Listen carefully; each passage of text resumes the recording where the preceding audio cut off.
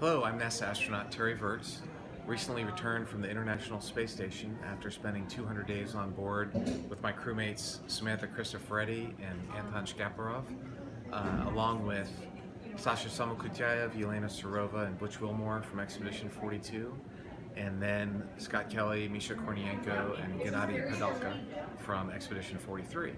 We were there as a crew to do science on the space station, and we did science experiments for many different disciplines: biology, physics, materials science, combustion science, astronomy. But we also did other work on board the space station. Namely, we maintained the space station to keep this million-pound vehicle running and operating and in good shape. And we also did some spacewalks and some work on the inside of the station to reconfigure it for future operations, where the United States will be launching humans on board American capsules again. So we did some wiring for the station for that to happen. And we moved some of the modules around to open up some space for multiple cargo ships to arrive. So we were very busy between science and getting the station ready for the future and keeping it running. It was an amazing 200 days, a very busy 200 days, and it was a lot of fun.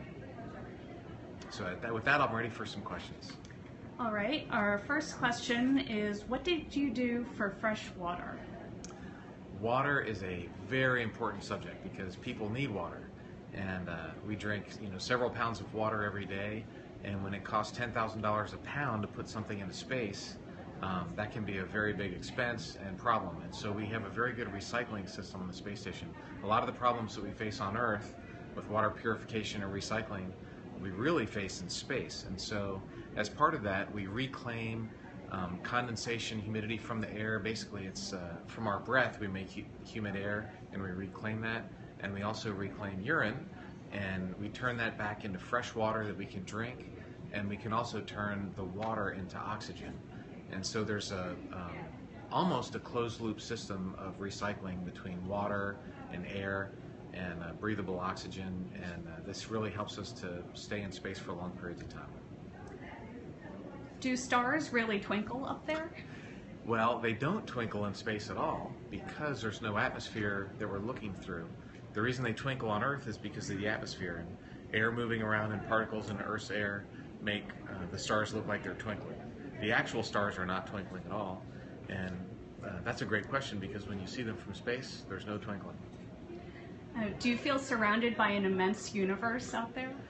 You feel very surrounded by an immense universe. I felt like I was looking down on creation in this almost forbidden perspective that humans weren't allowed to see, because to look at the Earth is beautiful, but then when you look away from the Earth and you look out on the stars, there are a lot of stars out there. It's a very big universe that we live in, and it's a very beautiful planet that we live on. What was the most memorable moment during your spacewalks on your recent mission? The most memorable moment on my spacewalk, certainly going outside for the first time was pretty memorable. But I can remember sitting there watching the sunset, and inside you can see amazing views, but there's always a window pane or there's always something in the way. And when I was outside, there was nothing in the way, and I could see from one horizon to the other the color band of where the sunset was. And it was really incredible to see the whole Earth from side to side, and the sunrise out there was unlike anything I'd ever seen. Do you get solar storms at the space station? We absolutely do, and luckily, one of the reasons that the space station is in the orbit that it is in low Earth orbit, it's below the Van Allen radiation belt. The Earth's magnetic field does a great job at shielding us from radiation, and that's why we can be alive on Earth, because this magnetic field protects us from all this cosmic radiation coming in. It protected us on the space station from some of that radiation, but we still got more than we get on Earth. And in fact, we got different types than what we get on Earth.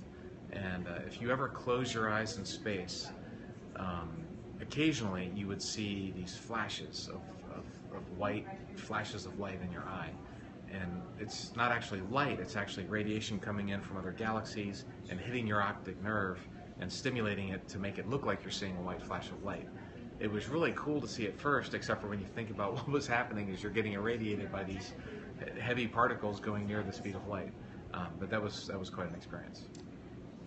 How is the sensation of a spacewalk different than scuba diving? In some ways it's similar, because when you scuba dive you feel like you float and you can see the ground below you and you can look down and you don't fall. So that's similar.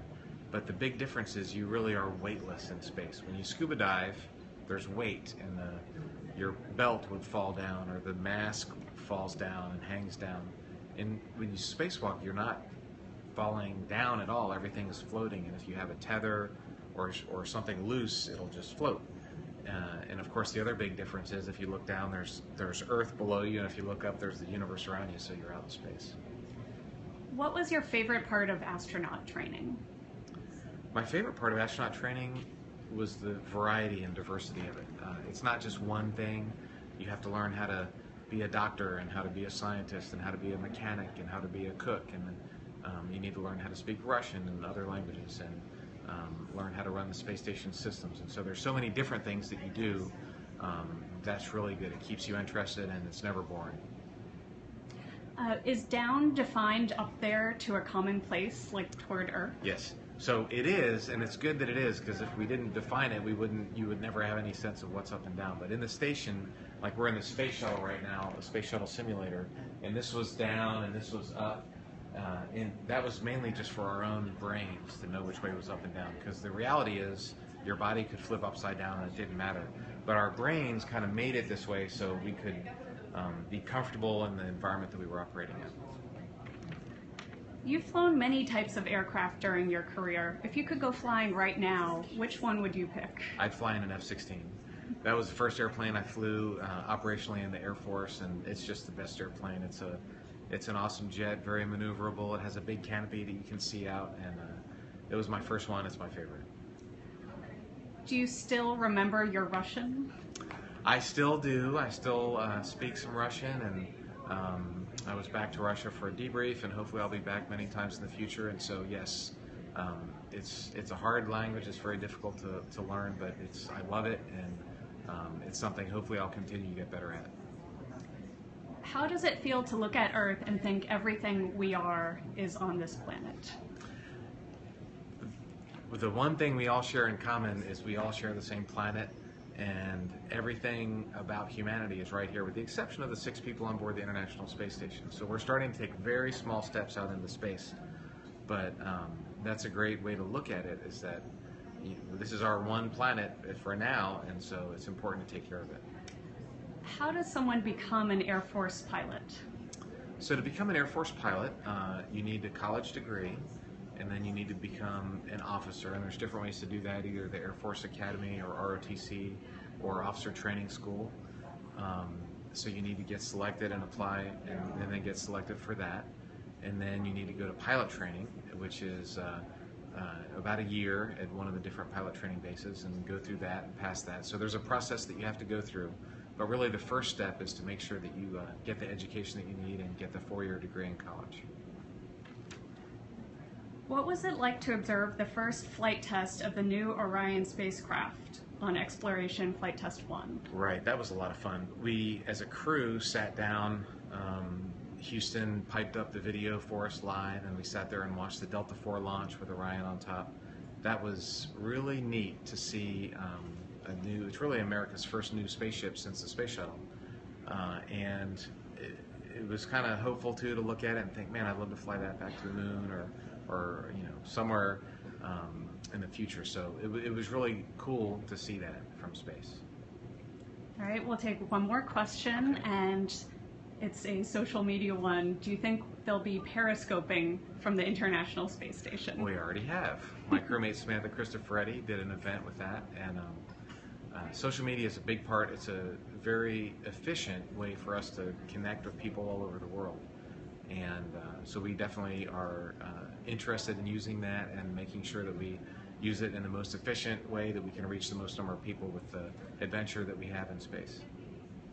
Great, thank you very much. Thanks.